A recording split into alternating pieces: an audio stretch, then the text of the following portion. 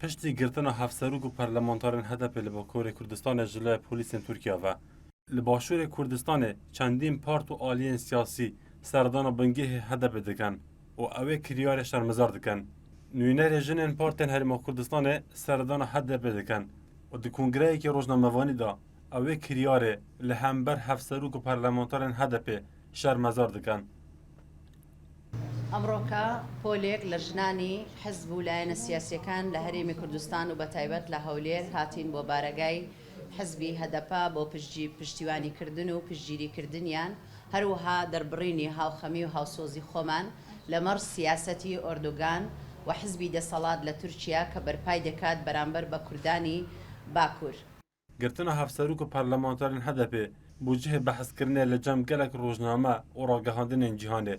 لأفيا كان أبو أجر بردانا أوان كسان نوينار بارتن هرما كردستان إيجي دوبات دكان كودجال هدفه إك هلويستن حيا كو كساتين وان بهنا بردان ئێمە ئەویستم پێتان بڵێم کە ژنانی یەکێتی نیشتیمانی کوردستان ژنانی بزوتنەوەی گۆڕان کۆمەڵی ئیسلامی یەکگرتووی ئیسلامی ژنانی زەحمەتکێشان و ژنانی حیزبی شوعی کوردستان ئەمڕۆ لێرە ئامادەین و پێمان خۆش بوو لە نزیکەوە هەو سۆزی و پشتیوانی خۆمان بۆ هەدەپە و هەواڵانمان لە هەدەپە و لە باکووری کوردستان دەربڕین.